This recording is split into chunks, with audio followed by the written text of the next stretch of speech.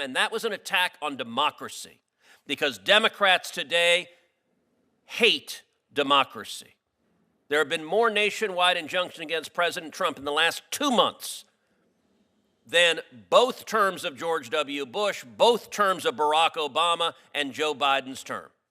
Hey, they found a judge who says, you know what? We, the Democrat Party, we are the party of illegal aliens. We are the party of murderers and rapists and gang members. And the Democrat Party exists here to fight to keep murderers and rapists and gang members in your communities. There's a reason the Democrat Party is at 26% approval nationwide. Welcome back, folks. Today, I'm diving into a fiery exchange in the Senate Judiciary Committee that has everyone talking. Picture this. Senator Ted Cruz, with the precision of a constitutional lawyer and the energy of a political warrior, unleashes a blistering critique on what he calls the Democrats' selective respect for the rule of law.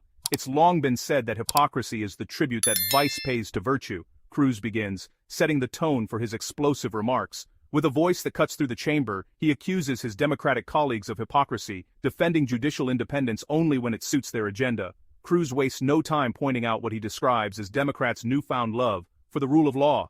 He finds it amusing, he says, to watch them suddenly talk about protecting judges after staying silent, while protesters gathered outside the homes of Supreme Court justices like Amy Coney Barrett during the Dobbs decision protests.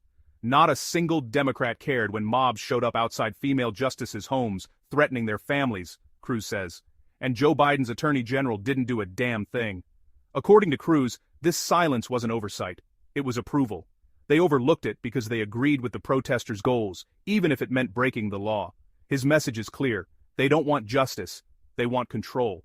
Cruz then introduces the concept of lawfare, the weaponization of the legal system against political adversaries, particularly former President Donald Trump. We've watched the most politically weaponized Department of Justice in U.S. history, he claims. It's long been said that hypocrisy is the tribute that vice pays to virtue. I have to admit, I'm enjoying listening to my Democrat colleagues suddenly discover the virtues of the rule of law after 4 years where they brazenly supported the most lawless Department of Justice and the most politically weaponized Department of Justice our nation has ever seen. We just heard the senator from Rhode Island talk about the imperative of protecting judges. And yet not a single Democrat senator cared about the violent protesters that showed up outside Supreme Court justices' homes, including, I might note, female justices like Justice Amy Coney Barrett, threatening their family, and Joe Biden's attorney general didn't do a damn thing and refused to enforce the law to protect those judges. Why? Because he agreed with the violent protesters and he wanted to intimidate and threaten those judges. Professor Bray, under our Constitution, who should decide elections, the voters or unelected judges?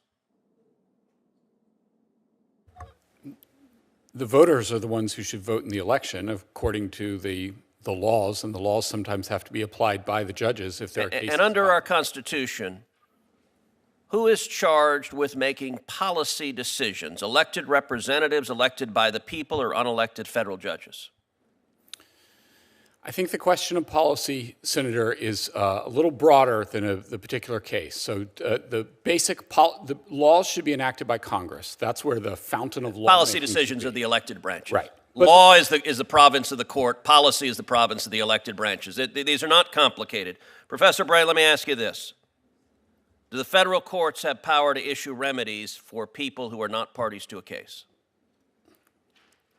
That's a question I agree is not complicated. They do not have that power. Is the phrase nationwide injunction or universal injunction found anywhere in the Constitution? It is not. First chart. In the first 150 years of our republic, how many nationwide injunctions were issued? My view is that there were not any until 1963. 0. Now fast forward. How many nationwide injunctions were issued in the entire 20th century? It's a small number. I would think it would be a dozen, give or take. It's not large. 27, actually. Excluding Trump's first term, how many nationwide injunctions were issued in the last 20 years? Far more than that. 32. From 2001 to 2024 against Biden, Obama, and Bush, 32. And how many nationwide injunctions have been issued in the last 2 months alone. There have been quite a few. 37. Let that sink in. There have been more nationwide injunctions in the past 2 months against President Trump than in the entire 20th century. There have been more nationwide injunctions against President Trump in the last 2 months than both terms of George W. Bush, both terms of Barack Obama, and Joe Biden's term.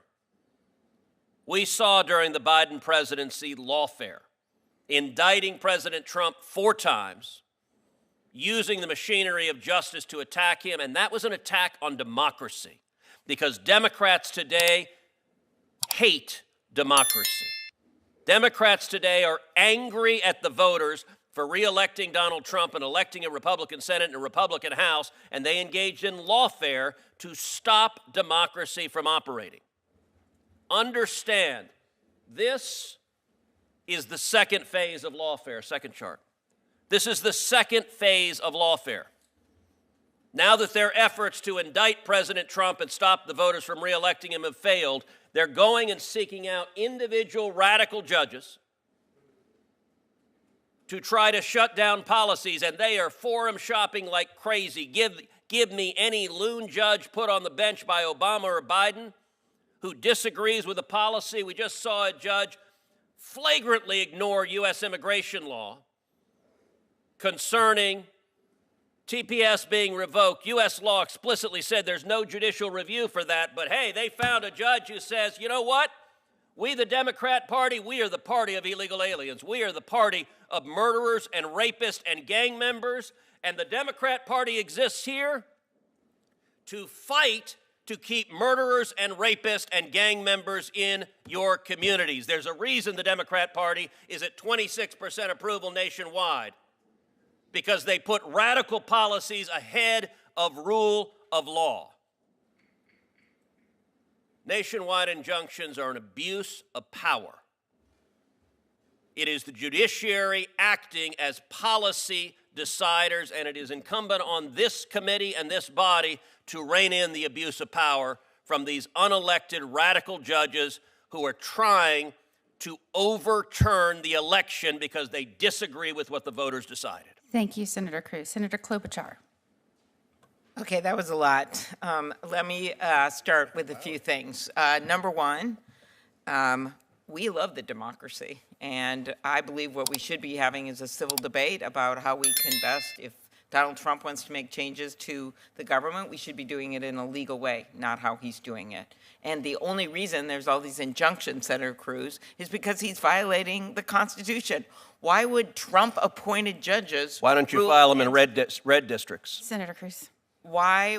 What did you just say? Why don't you file them in red districts? Point Why of are the order. Democrat attorneys Senator Cruz. general seeking out Senator Cruz, left-wing my blue esteemed single colleague. districts? Patient with One Senator second. Cruz's activities Yeah. in this building. Senator I think Whitehouse. He's entitled to. I'm just going to ask for a point of order. Madam Klobuchar, Senator Klobuchar. Senator Moody, we have debates on this committee. They occur I just- regularly. Let's let her have her time, and then we'll get back to that. If you it want to is- wait, we'll get back to you, Senator Cruz. She's welcome to Senator answer the Klobuchar, question or go not. ahead. It's her choice. Go ahead. I'm so and I would excited encourage to you be to answer. following Senator Cruz once again. Democrats hate democracy because they're angry at the voters who elected Trump and a Republican Congress. The first phase of lawfare, he says, was indicting Trump. The second, now underway, is using radical judges to block Trump's policies through nationwide injunctions. Before going deeper, a quick reminder. If you believe in equal justice under the law, hit the subscribe button now. Cruz turns to Professor Samuel Bray of the University of Notre Dame, pressing him with rapid-fire constitutional questions. Under our Constitution, who should decide elections? The voters or unelected judges? Professor Bray agrees. Voters should decide. Cruz then unveils the numbers: more nationwide injunctions against Trump in the last 2 months than in the entire 20th century combined. He calls it an abuse of power, unelected judges acting as policymakers to overturn the will of voters. Cruz accuses Democrats of forum shopping, finding sympathetic judges to advance their political agenda. He cites a case where a judge ignored clear U.S. law to preserve temporary protected status. The Democrat Party today is the party of open borders, of criminals, and of chaos, Cruz says sharply. They fight to keep murderers and gang members in your communities, and they call it justice.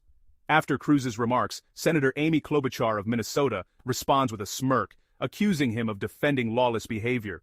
Cruz immediately fires back, challenging her directly. The exchange grows tense, symbolizing the broader divide in Washington. As the hearing closes, Cruz stands his ground, exposing what he calls the Democrats' double standard on justice. When unelected judges try to overrule the people, it's not justice, it's tyranny. And Senator Ted Cruz isn't backing down. Stay informed, folks. Subscribe now to catch every moment from Capitol Hill. Thanks for watching The Left Wing Critic, where politics meets passion and we hold power to account.